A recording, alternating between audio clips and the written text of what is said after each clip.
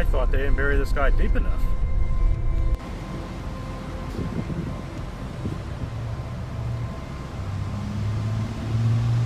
I wonder if this thing works on solar.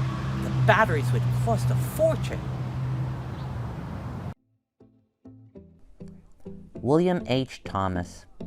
I couldn't find much information on him, but I do wonder, what would possess someone to install such a thing on one's grave? It truly is beyond me. But maybe he wanted his monument to be higher than the steel stacks across the river. This 16-foot high granite testament to the male ego certainly stands out for sure. Though I did run into somebody, and they told me it's supposed to be a bullet with smoke going around the bullet. Standing back, looking at it, kinda looks like that. I kinda can see that.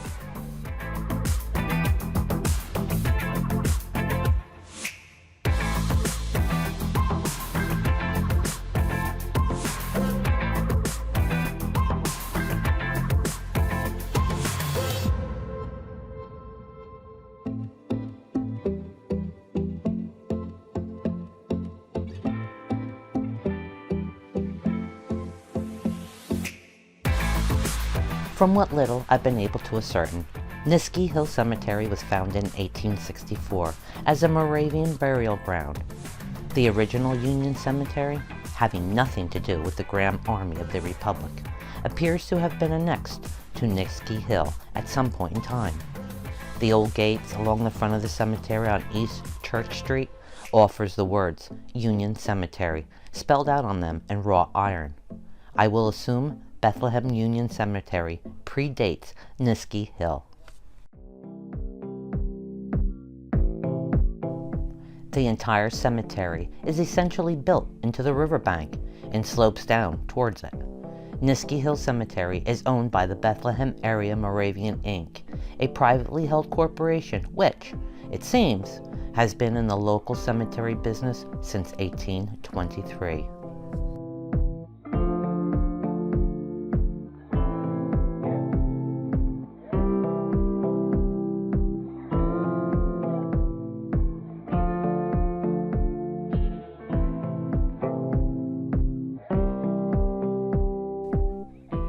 Although Niski Hill was originally restricted to Moravian burials, at some point this changed.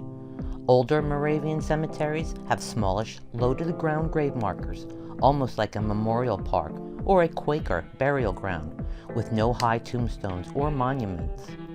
There are a number of Moravian stones in this cemetery, made of white marble, perhaps 20 inches long, 14 inches wide, and 4 inches high. However, Niski Hill/Union Cemetery evolved for the most part into a classic American Victorian-era cemetery, replete with angels, zinc monuments, mausoleum, and other decorative details from that era of mourning art.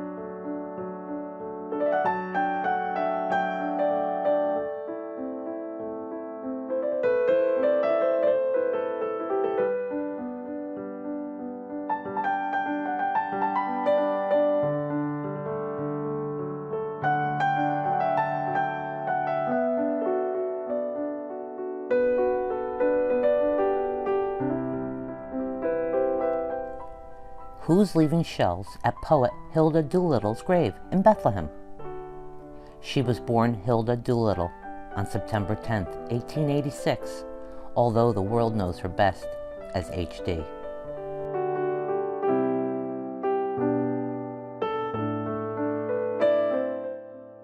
If anybody knows the significance of the seashells or who left them, please leave it in the comments. I know that usually the seashore represents, the seashells, but if anybody knows if that's the case or the reason why, just please leave it in the comments.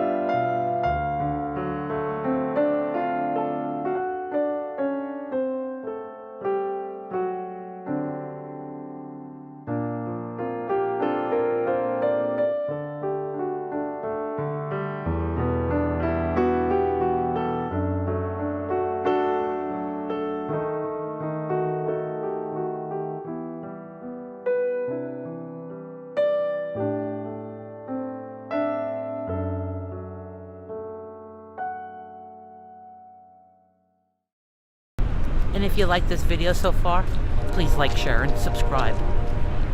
It really helps us out a lot. It really helps us out a lot.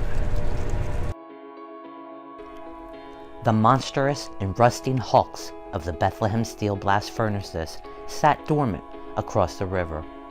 These steel stacks can easily be seen through the leafless trees at the edge of the cemetery. Looking toward them makes you assume that many of the graves here must have belonged to steel workers.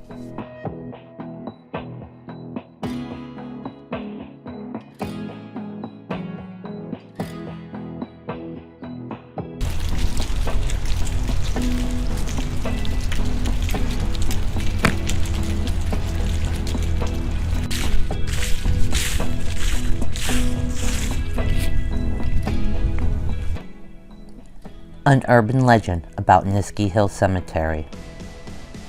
The Grace Memorial at Niskey Hill Cemetery was built in 1950s as a bomb shelter for Bethlehem steel executives, which was wired for electricity and plumbed for water. The Eugene Grace Memorial is a circular wall about 20 feet in diameter, with a large-scale medallion with his and his wife's birth and death dates at the center. It appears to be a place of quiet contemplation. It's at the southern edge of the cemetery, almost overlooking the basic oxygen furnaces and the steel stacks campus.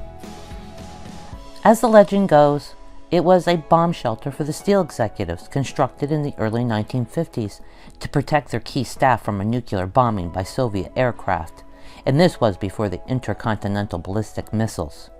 The plan was for the plant patrol, that's the steel's private police force, to escort executives across the New Street Bridge, open the memorial, and keep them safe until the fallout settled and they could begin the work of assessing damage and rebuilding the industry.